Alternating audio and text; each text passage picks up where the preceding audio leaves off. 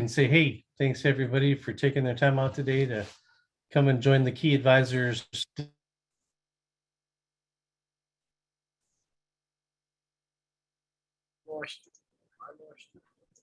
Uh-oh. Did we lose Gill? Here I am. There you're back. Let's try this third time as a charm, boys and girls. Here we go. All right. So just wanted to take a minute, thank everybody for attending today. Hopefully we can actually get this kicked off in this next 30 seconds and say thank you for taking your time. My name is Gill Klinger, and I am Key Advisors team.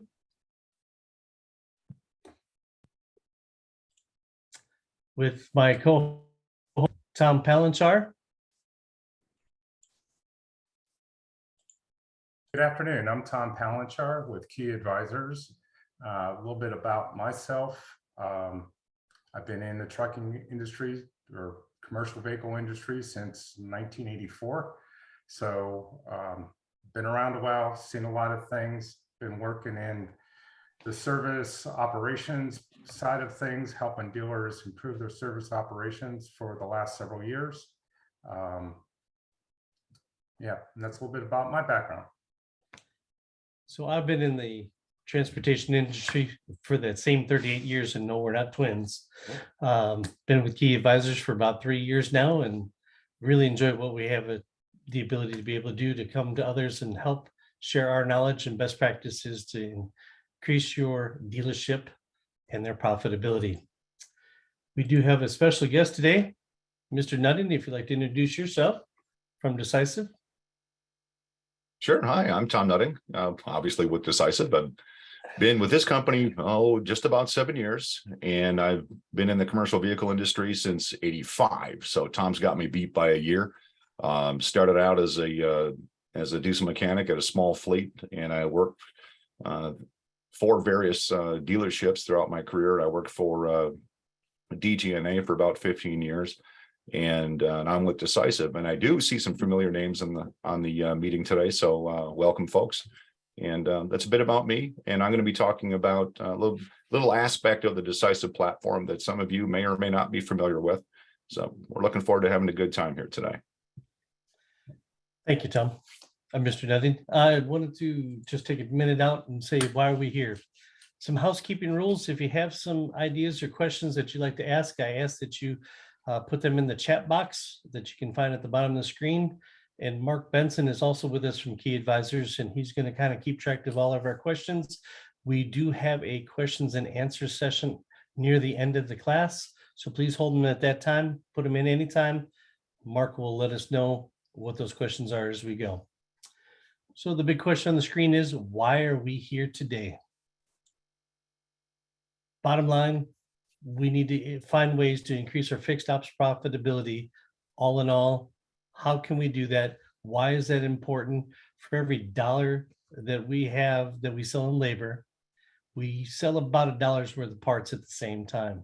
So this is a one team, one dream kind of vested interest. It helps lift our fixed operations gross profit up. It also helps us work with our departments internally and externally and be a better face for our customers going forward. This will also, using the Decisiv platform, help us increase our shop throughput and our capacity. What is throughput? It allows us the ability to push through in a certain amount of work through a certain time period. And as far as capacity is what is the maximum that we could do that amount of work with the current staff that we have, the current facility that we have in place? How do we maximize those two opportunities at the same time? We're also going to talk about the Rule 2s. That came out right.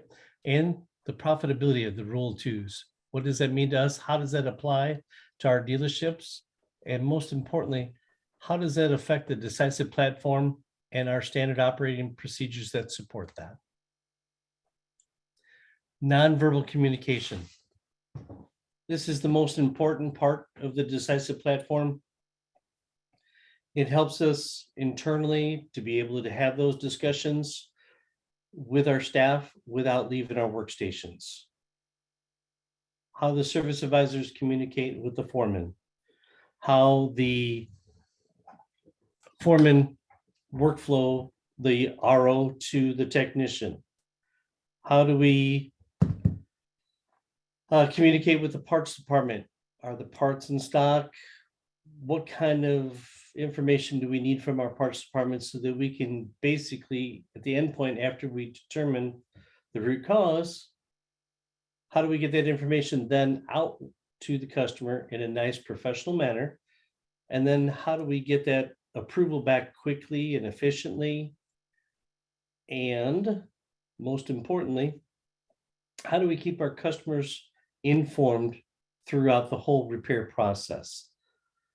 That being said, we're going to take some time today to discuss the quick action buttons and their importance to the whole program of our external communications with the customers, and the ability to be able to set those kind of parameters with the customers. Here's our next update. This is what we found. This is how we're going to communicate with you. This is such a huge thing, especially with our customers that have never, ever said to us, you over communicated with us.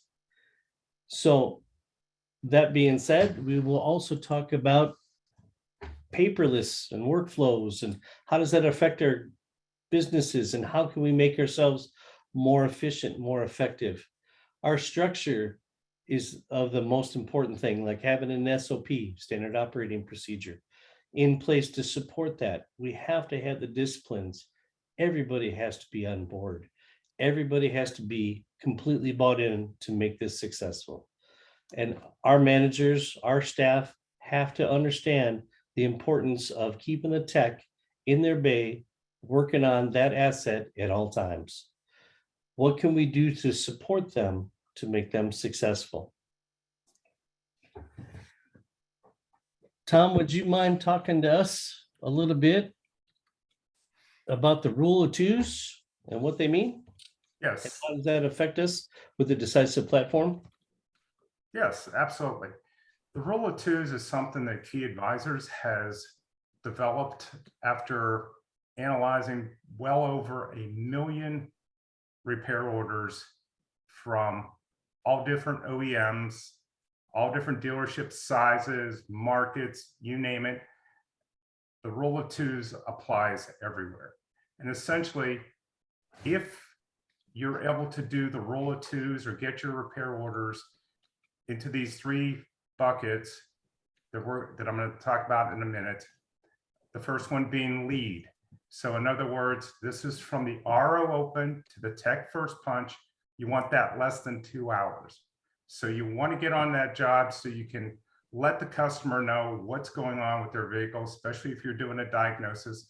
That way they can plan on what has to happen, whether they need to transfer that load to somebody else, whatever they need to do, that's getting that information to them quickly.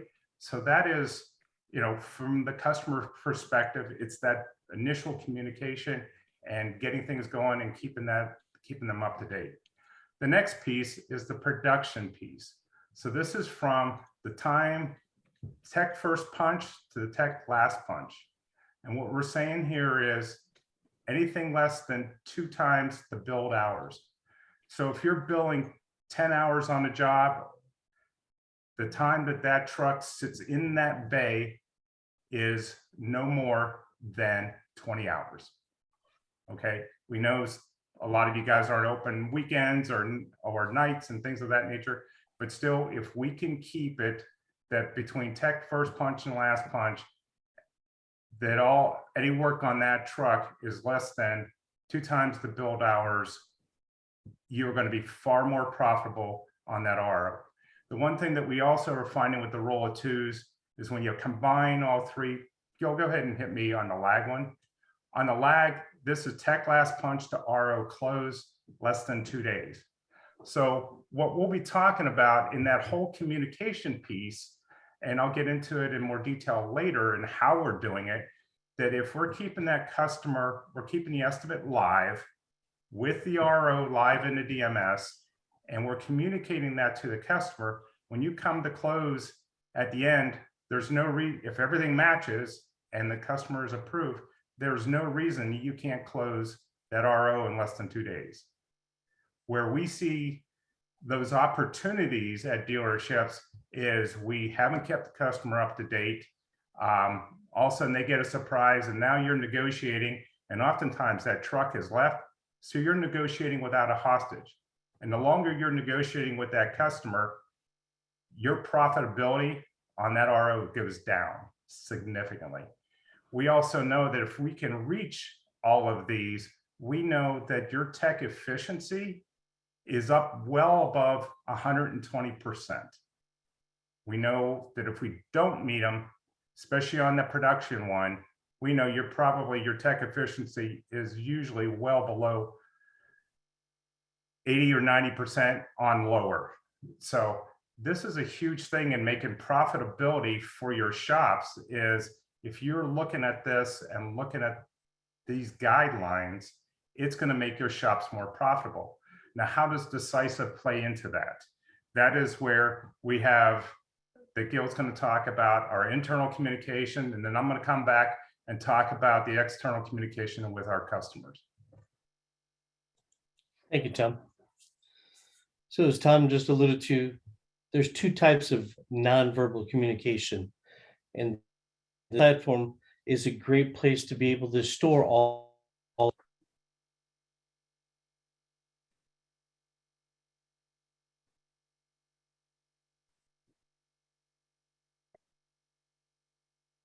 We lost Gill again.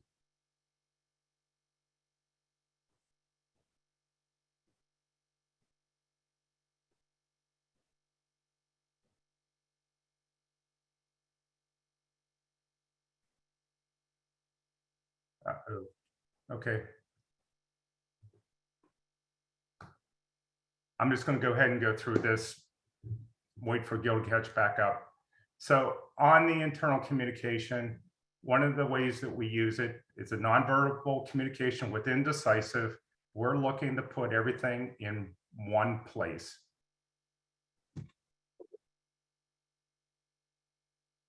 I apologize about the technical difficulty.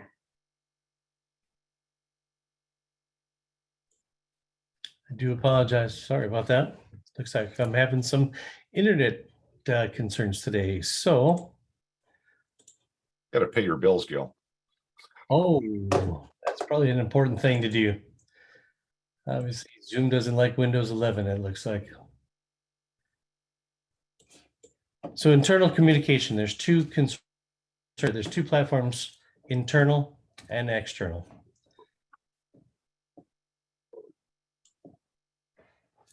When we talk about nonverbal communication, a place to be able to store all this information,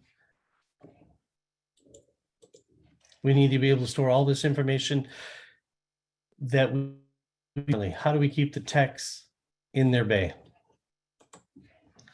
How do we look at the fact that the service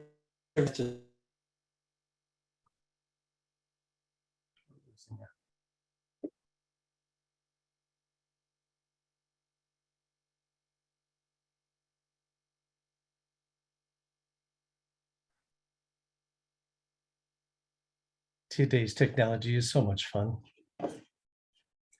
Again, I apologize for the technical difficulties here. So looking at the nonverbal communication of who the RO status is, Decisiv Screen.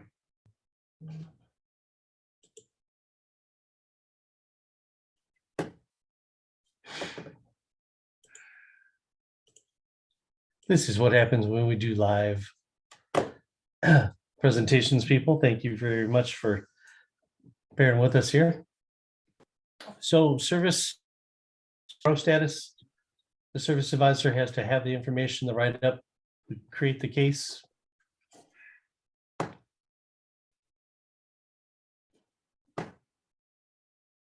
Tom, Yes. can you hear me?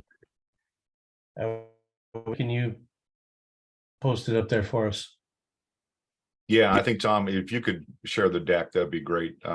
Gil, that may be what's killing your bandwidth over there is your share screen.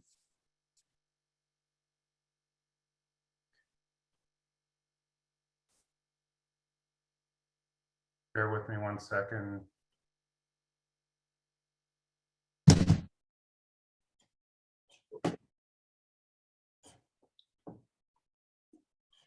Screen.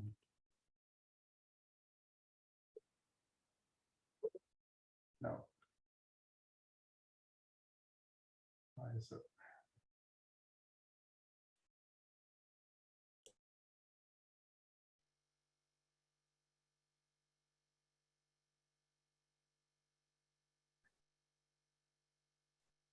There you go.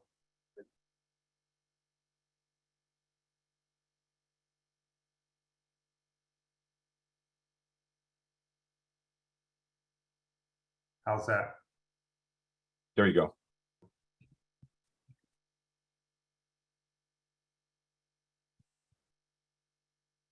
Did we lose Gil altogether? Looks like he's back but muted.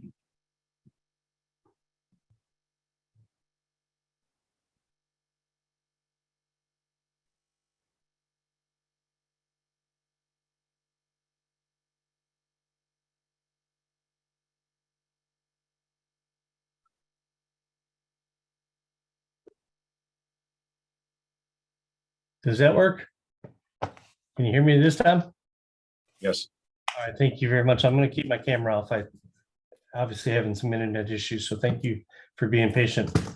So internal communications, one more time, nonverbal communication. This is where we get to store all of that information.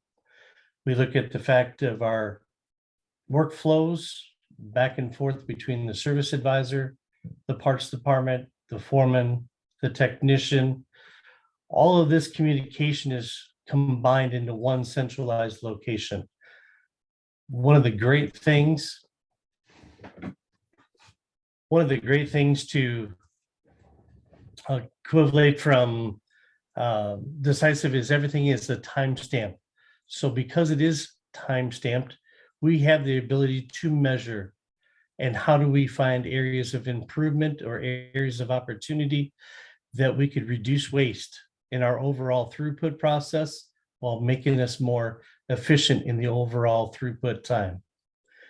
There is no other needs for Outlook or any other information platforms like instant messenger or texting or everything else, because everything is held in the case and that case lives forever.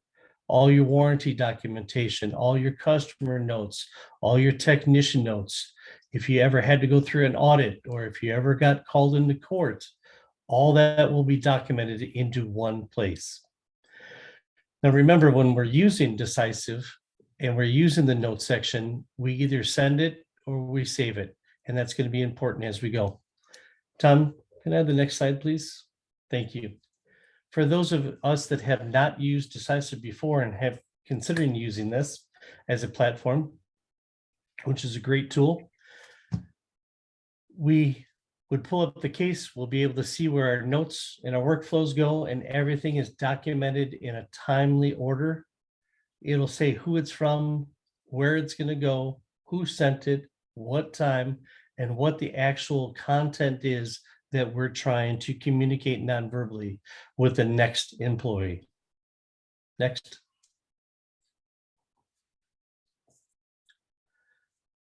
There's two types of internal communications.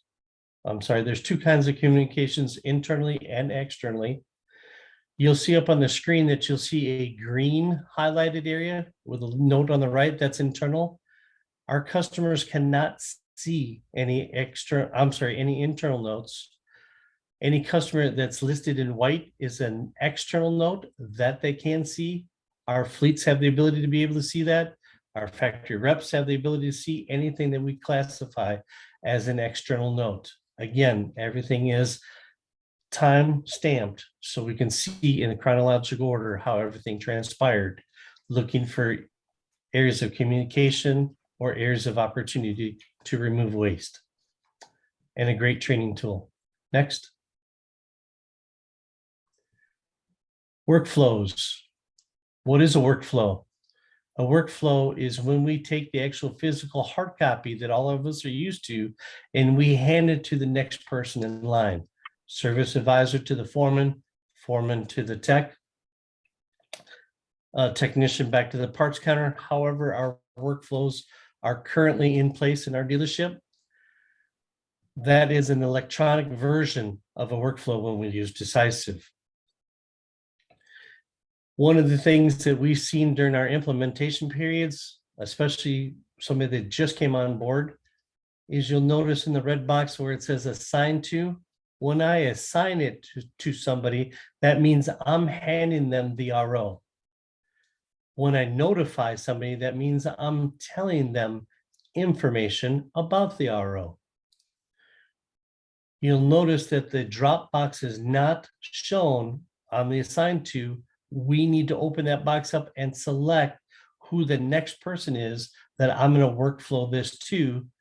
For example, I would workflow this to the technician, and in the comment box to the right, I would say, please perform a PM. At the same time, to save efficiency, I could select the notify and notify my back parts counter person and say, please pull the PM service and deliver to Bay 13.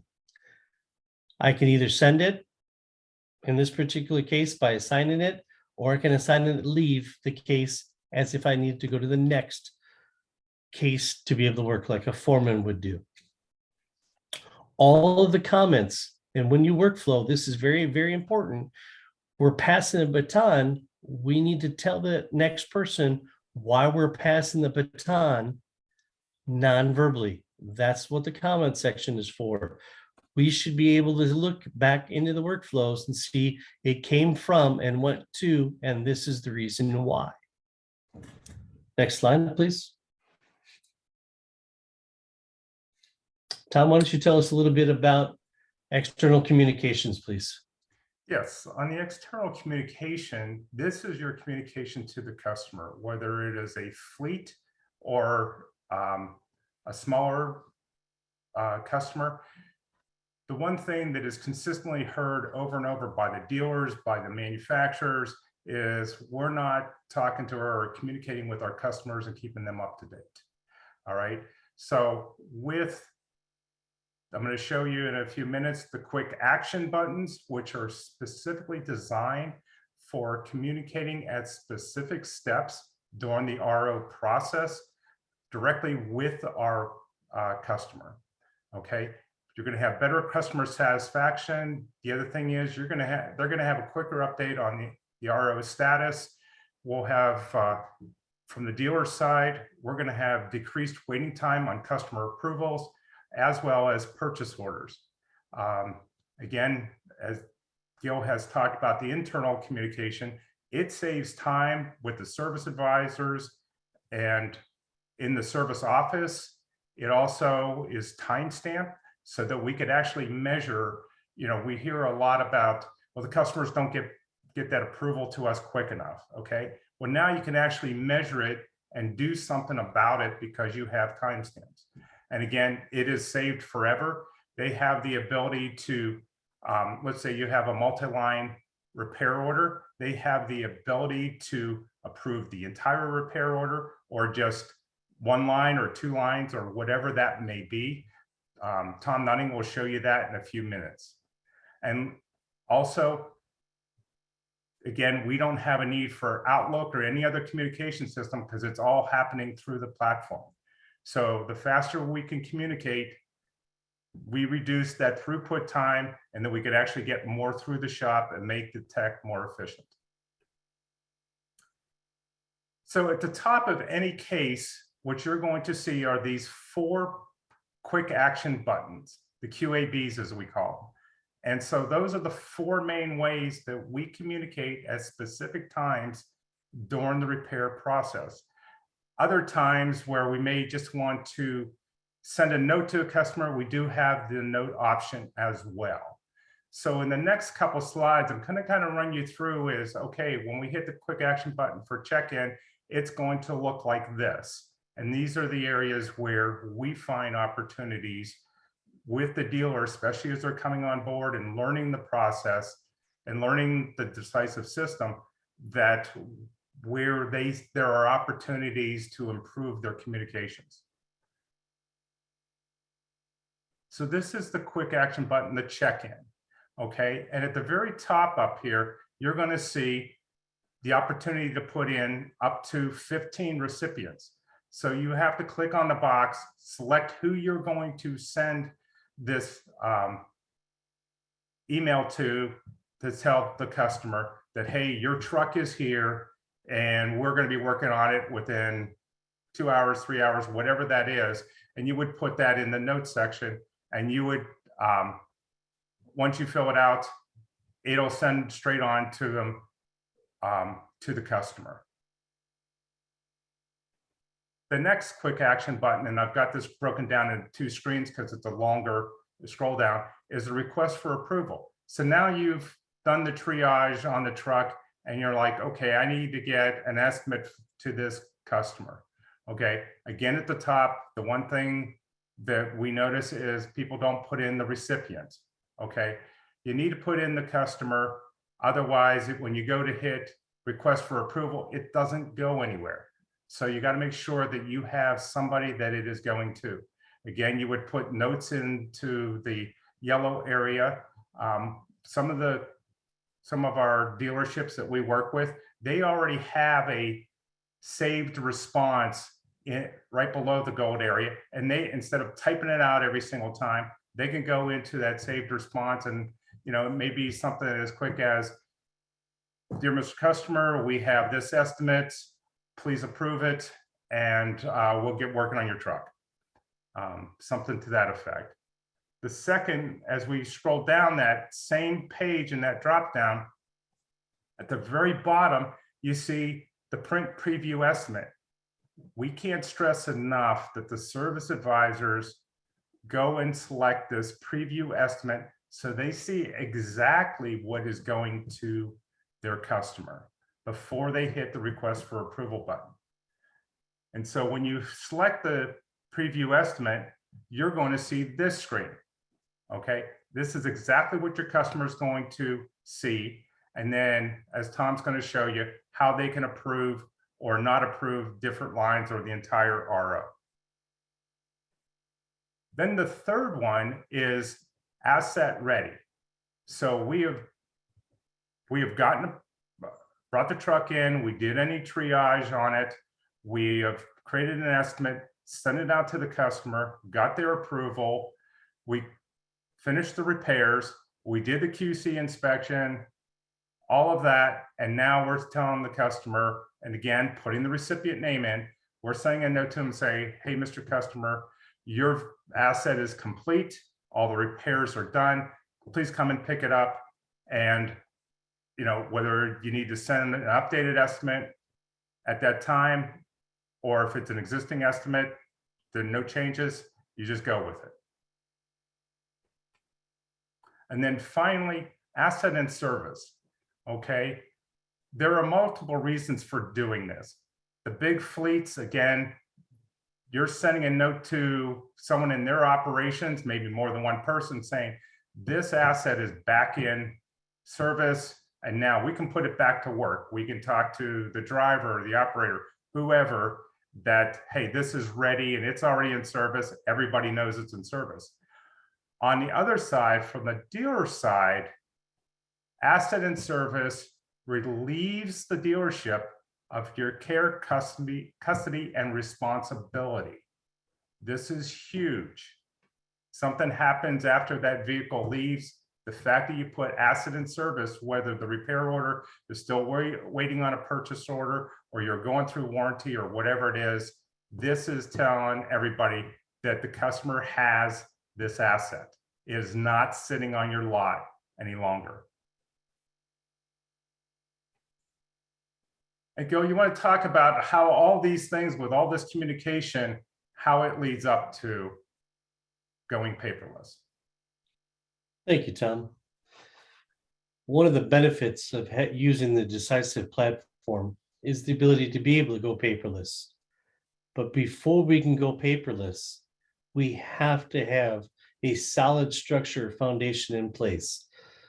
An SOP, a standard operating procedure that breaks it down step by step, is of the utmost importance, especially if you have multiple rooftops. We have to have the disciplines in place to make sure that everybody is on board. We have 100% buy-in and everybody's in it to win it. If one department does not want to participate, this process does not work. We have to make sure that this is the most important thing.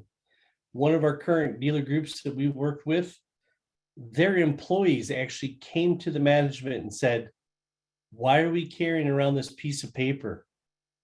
We don't want to do it. It's a waste of time. We want to go paperless. They went paperless over a year ago and they have not looked back since. They love it. It's easier. They're more efficient. Their throughput times went unbelievably. Their gross profit shot up because we're doing things in a timely manner, more effective, more efficiently. The customers are communicated. They're responding faster because everything is right where it all belongs. Decisiv is the one-stop shopping. All the communication should be put into this. If a customer was to call us up on the phone and say, how's my asset doing? Anybody that has access to Decisiv should be able to tell that customer within 10 seconds, this is where we are, this is what has been done, this is the next step that we need to complete yet. By doing this and doing paperless, we have the ability to be more efficient, and we also can put, from a capacity standpoint, we can do more with what we currently have. We don't need to add more technicians. We don't need to do brick and mortar. We don't need to do anything because we're more efficient and more effective with our current staff. Tom, next step. Let's turn it over to Mr. Nutting and let's talk about that communication level where we, what the customer sees once we send this stuff out from Decisiv. Okay, before you kill that, Tom, hold out there for just a second. Just want to explain that at its core, the Decisiv SRM platform is a communication and estimating tool. So all the elements that you just saw regarding internal communication and external communication is wonderful stuff. If I can reduce my lead times by waiting for information from a customer or having a customer wait for information from me, if I can use the platform to close that gap, you know, $1 saved in expense is $1 that goes straight to the bottom line. So I'm going to share my screen here and I'm going to focus on the customer communication element of it. There's a couple good questions that came up in chat and we'll catch those at the end. But one of the ones that caught my eye is what percentage of customers are approving or declining using the case functionality. And although I don't have an exact number, I can say a lot are. Those folks that train their customers to receive the emails from the Decisiv platform enjoy overall better efficiency in the service transaction event that takes place. So I'm going to start sharing my screen here, do that, and hopefully I'll be good here, and I'll hit share there. So right away on the screen, those that aren't familiar with the Decisiv platform, I'm looking at my cases screen, and each line represents a case with a repair order number. Some don't, but it is a case. And for communication on these cases, if I hover my mouse over the repair order number, I can see what my latest notes are. So to the internal communication point of eliminating the use of having to use Outlook or Microsoft Teams or other SMS platform that's outside of the case, we want to drive all the communication into the case where it's preserved here for as long as we have electricity. It can always be researched later. So I drilled into the case, and then you see the 4 quick action buttons that Tom was talking about earlier. And these are the 4 main communication points with the customer. Now, on this particular case, I'm just going to jump into my notes section here. And here's my previous notes. The ones in green backfield are internal notes. So we had a fair amount of communication on this particular event, from the diagnosis to what the situation is, to the request for a parts P&A there, and then the response from our parts people back that all parts are quoted and in stock. That's good.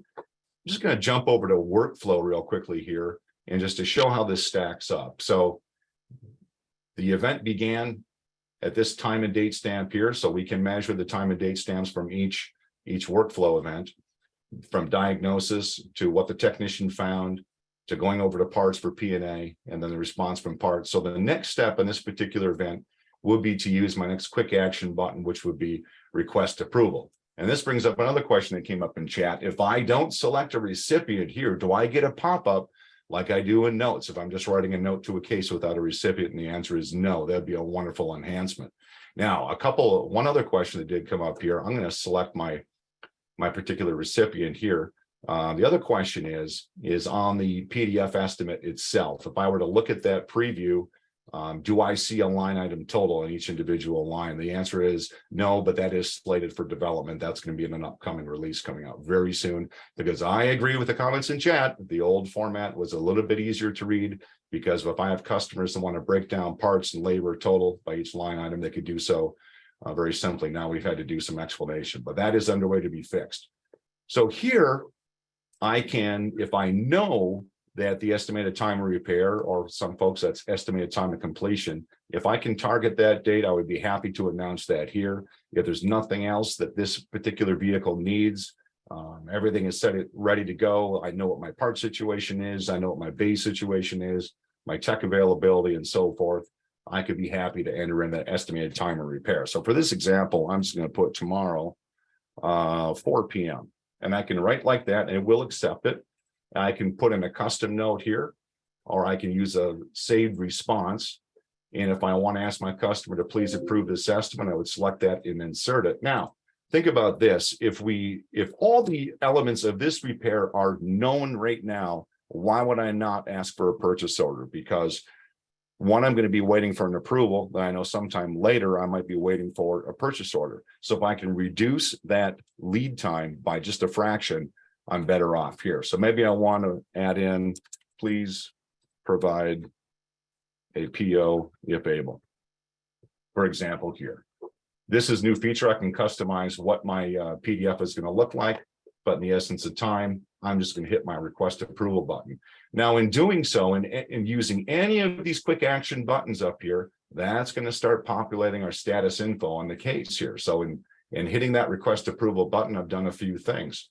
I've established my ETR because I put that in manually. My follow-up time is set out for a couple hours. That's my default. And my repair status automatically changes to hold for authorization. Well, that's all well and good. So what does the customer really see on this end of it? So if I'm Mr. Customer now, I'm going to switch roles. I'm going to become a customer. And the customer is going to receive an email notification. I'll just hit the refresh button there. Here's an approval request, and it comes from Decisiv. This is customizable now too. So you can customize how you want your emails to your customers to look. So I'm going to click on that URL here. I'm sorry, click on the email here to open it, and I see a URL, which we want to train our customers to begin using. If they don't, they can simply reply to this email. There is, if I scroll down, the PDF attachment that was displayed earlier. They can view that and reply. And in doing so, that reply or any communication the customer has with the dealer using this platform is going to remain in that case. That's the beauty about it. So I'm going to click on the URL and show you what the customer sees. This may be familiar to some of you, maybe not. So all the repair items that I have for initial assessment through the cooling system pressure test, all these things that require my customer to approve, he can do so. How can he do this? He can mark all of the items approved at once, or individually, he can select an option to approve, defer, or decline.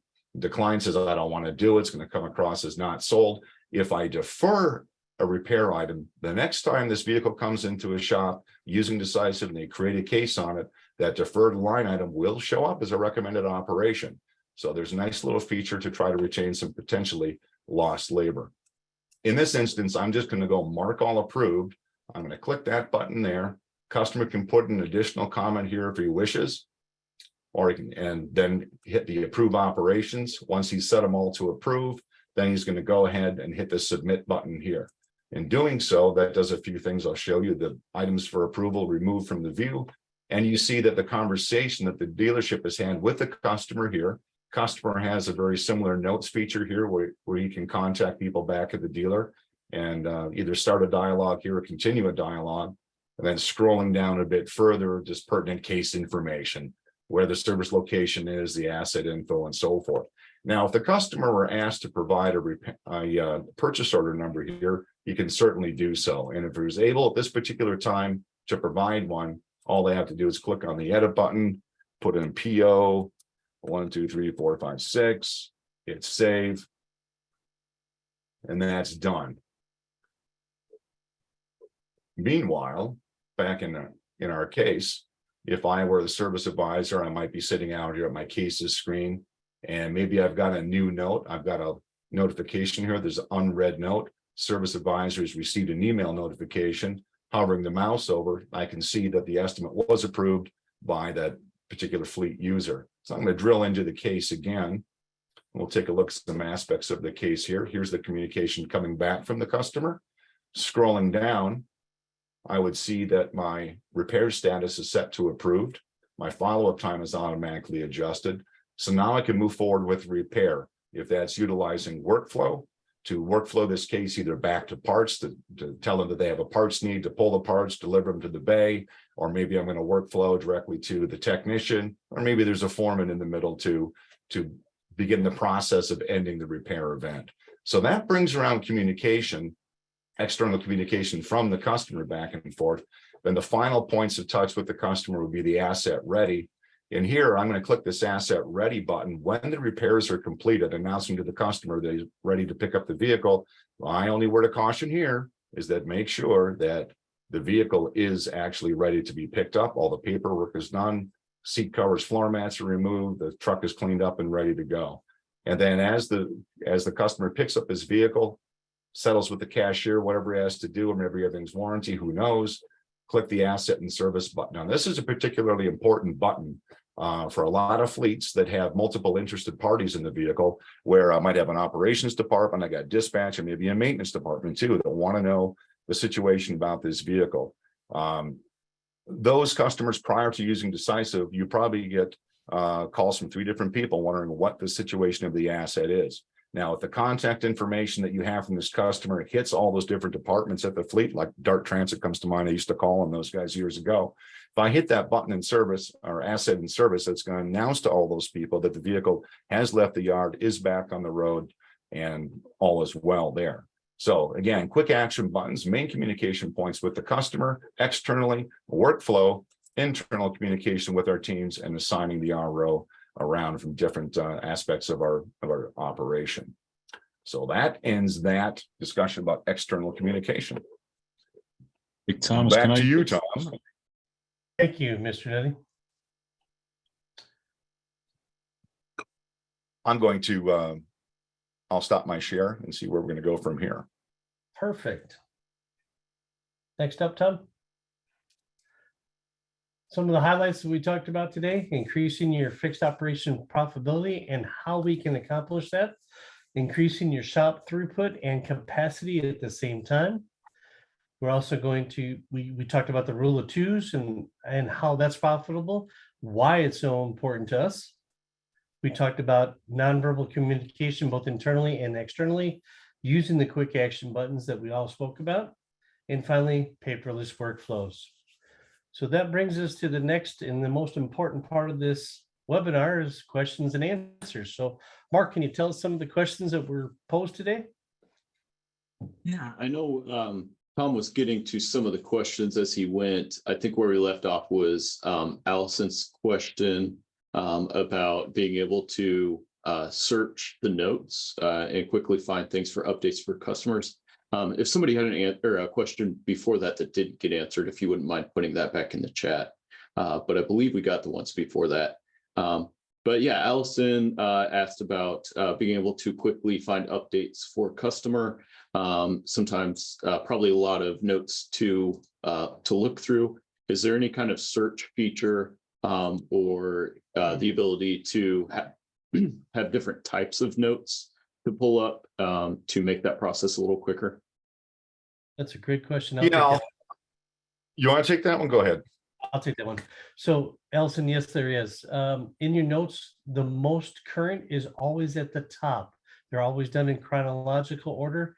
The green ones are internal, anything that we talk about internally between the service department, the parts department, the technicians.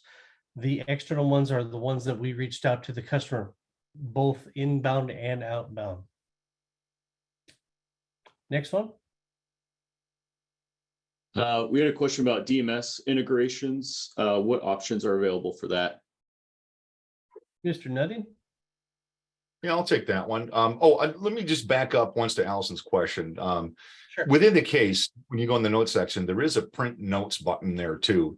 And I just did that while Gill was explaining that too. So although we don't today have a robust search feature for historic notes, because as you know, some cases can be enormous in notes. If it's multiple repair lines, multiple communications with the customer and so forth, internally, externally. Just wonder if you try that to print notes and using the PDF search functionality, if you can search for a note, that may be something. I'd like you, Allison, to take my email address at tnutting@decisiv.com, which will be coming up at the end of this. And we can start a dialogue there. And that's a great suggestion that you have. I'd like to learn more about what you're doing with it and how we could be able to help. As far as DMS integrations that we have several. The top three that we're sporting right now are Proceed, Carmack, and CDK. We have integrations with DSI, with Flintlock, with RIMS, with lots of different systems. If you're considering an integration option for a business system and it's not that popular, don't let that stop you from contacting us. We can do a lot of customization work for integrations with pretty much any business system that can reach our API. Gentlemen, can I offer some best practices regarding the first question? Sure, Tony, go ahead. So if you're looking to receive accurate notes in a timely manner, and you want to be able to find which notes pertain to the most recent activity on the case, there's a number of things that you can start doing. Usually the notes are coming from the floor or from the back parts counter if you're a service advisor. Set up a group email contact that involves all of the office personnel as a contact under your location, and train your personnel to start sending their case notes to that contact in the list. And whenever a case note is added by a technician or a foreman or a back parts counter person, they're hitting that email and it's hitting everybody in the office. The other thing you can start to do is cases that pertain to you that you want to keep an eye on, start using the watching feature, because even if a note is not sent to you, then you will receive it in your email. That was some great best practices. Thank you, Tony, for sharing those with us. Mark, what's the next question? Next question came up when Tom had the customer view up. And was that status the repair status that we were looking at? Or was that correct? That repair status correct? Yeah, I asked the question, and my question is on the customer view where it says status, is that and I think it is, because you were asking for authorization, and on the customer view it was said hold authorization, I think. Does that status reflect the repair status of the case? Yes, Yeah, it does. so yeah, it does. And now there are two different statuses. The one you caught was the fleet status. So we identify customers, we call them fleets. Now, there is a fleet portal that does have its own case statuses. There's case status, there's repair status, as we know it on the service side. But yes, if I send a request approval to a customer, that's going to flip my service provider status to hold for authorization, and the fleet will also see waiting for authorization will show as theirs. Perfect, great answer. Next one, Mark. When there is service declined by the customer, does the system, are we able to sort that data to track it by advisor, work type of truck, anything like that, and treat it kind of as a lost sale? Yes. Oh, you want an explanation? Okay, yes. So That's the short the thing is, yes, answer. yeah. Within the Decisiv platform, there are historical analytics reporting, a couple of different tools. One is Insight. Some of you may be familiar with that. And we do have some general canned reports that will track a dollar amount of lost sales. So that is a line item on a case that I presented to a customer. He has declined to have it done. I've left it on the case, but showing it is not sold with that dollar amount value, parts, labor, additional fees, and so forth. In the Insight reporting, it will show that dollar amount as lost, potential lost labor revenue, as well as parts. Now, if you want to drill down even granular to get down to the case level, there's the way that we can do that. And we offer our custom reporting solutions up to anyone to, for any particular report that you'd want to see customized. We can certainly do that work for you too. Thank you, sir. All right, Mark, next one. So I think we're going down to Janelle. So if you're working with multiple locations in your workflow, you can be in any location and click on My Cases and see those. It would be nice if you could do that same thing with watching. It sounds like right now you have to be in that specific location. Is there any functionality to be able to do that with watching, or any updates coming soon where that will be available? Mr. Nutty, you want to take that one, or? Let's see. So while you're looking for that, Janelle, maybe one of the best practices, as we know, to use vision, and we might be able to, if we have a few minutes left here, to be able to show that.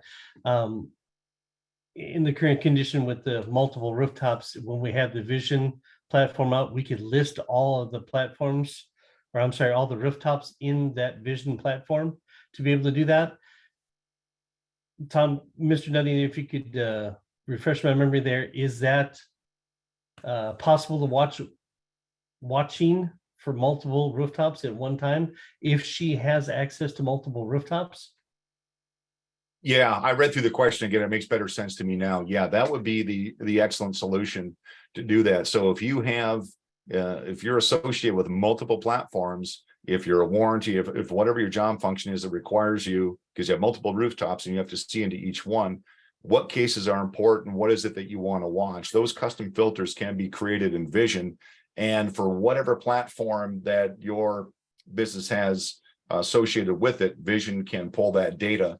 And then you can create filters and sort out that data by location, what it is that you want to see. I think that's probably the better solution than from bouncing from portal to portal to portal and looking through your cases screen. That's what Vision was intended to do. So exception-based reporting, whatever location you want to see individually or all at once, you decide. And that's something else that we will probably be having in an upcoming webinar too, is talking about Vision. Good point. We could take this offline, but I believe that one of the card views could be a watching option, but we'll take that offline. All right, Mark, what's the next one? Sorry, I had actually skipped one. So going back up to Samantha, asking about unread messages or unread notes. Does that only show if no one in the department has addressed it or if you yourself has not read it? Ooh, Yeah, if was a good somebody question. hasn't read it. So if somebody clicks on that note, reads it, drills into the case, reads the note, then that icon's going to go away. Correct. Can I chime in on that one?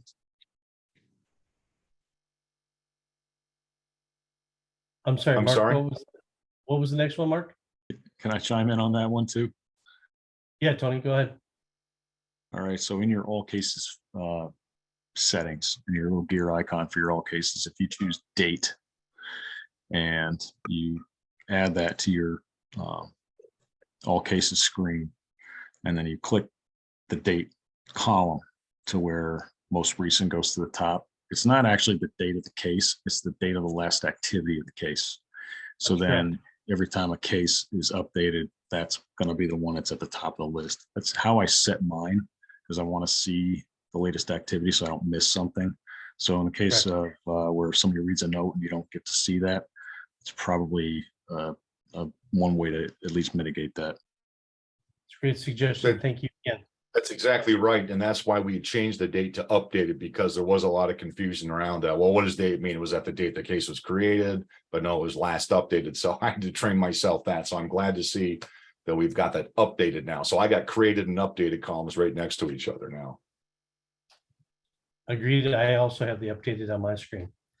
Mark, I think we have a question. I think we have time for one more question.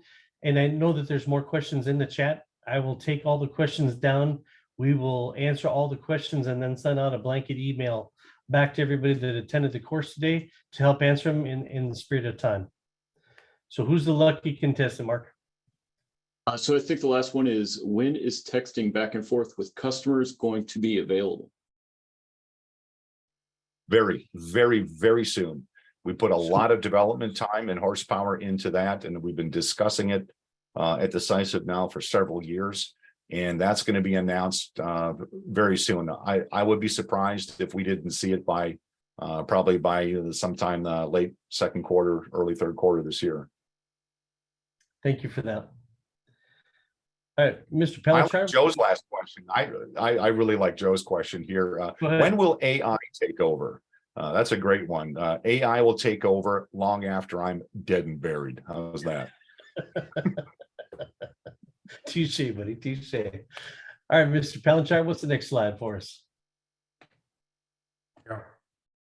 Everybody, if you have any more questions about what Key Advisors can help with your dealerships, please don't hesitate to reach our website at keyadvisors.com. We do have discoveries, leaderships, and pulse dashboards, and soon to come, we will now have decisive workshops coming up. Next one. Please don't forget to stop by decisivmarketplace.com. There is new and exciting things all the time, like the new Cummins guidance connector that was just recently released. Great integration tool with any DMS system. By the way, it's only available here in the United States, soon to be in Canada. Found that out the other day. And anything else that we can post that will always be here on their website at any time to look into it. You can click on to read more information or to ask questions. Next.